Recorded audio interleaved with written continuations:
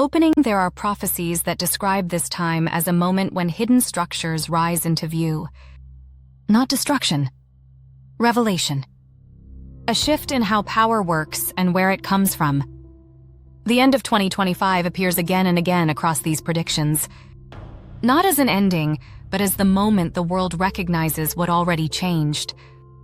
Baba Vanga and the cities of fire. Baba Vanga spoke of a time when fire from beneath the earth lights the new cities. Many assumed this meant volcanic eruption or weapons. But the phrasing she used referred to the burning resource beneath the soil. Natural gas. Buried flame. The ignition of energy hidden below the ground. Today, modular computing centers are being planned and quietly developed in places like West Texas, eastern New Mexico, Colorado's High Plains, and the Bakken region. These facilities generate their own electricity using stranded or flared gas. They do not depend on public power grids.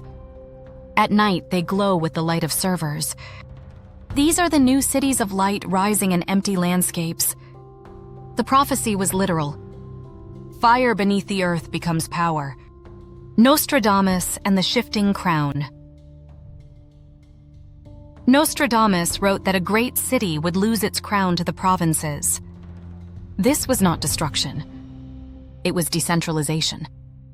This prediction aligns with states beginning to assert independent control over energy, data infrastructure, and AI operations.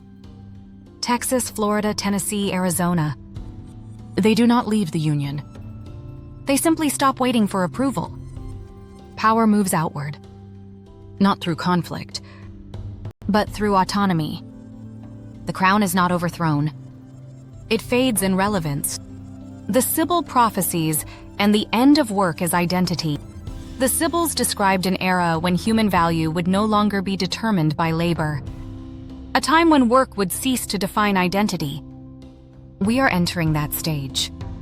By late 2025, AI systems begin performing core functions inside corporations: loan approval, supply chain planning, diagnostic review, policy enforcement, management oversight. Jobs are not cut loudly. They simply go unfilled. Roles dissolve quietly. This fulfills the Sibyl vision. Productivity without human labor as a dependency. Identity shifts as work loses its anchor position in society. Parravicini and the Towers of Light. The Argentine prophet Benjamin Solari Parravicini drew tall glowing structures rising alone in deserts and plains. He called them centers of thought. These drawings match the appearance of modular data centers emerging in oil and gas regions. Small self-powered compute hubs connected by fiber, not highways. Silent. Remote. Strategic. Lit from within by server cores and cooling systems. The Towers of Light were never temples. They were computation. Edgar Cayce and the Invisible Transition. Edgar Cayce said this shift would not be understood while it is happening. It would appear normal. Life would continue. People would not notice until afterward. By the end of 2025, the economy will still function. Governments will still exist. Markets will still move. But the structure underneath will be different. Decision-making will be computational. Power will be tied to energy access.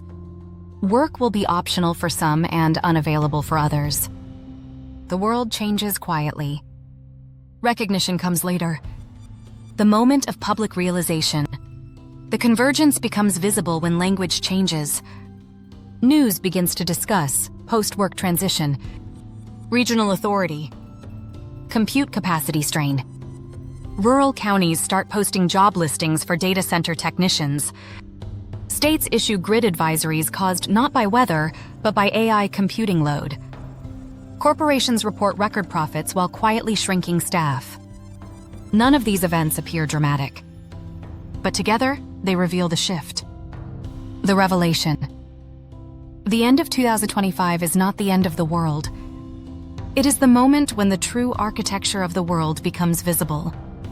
A civilization powered by buried fire.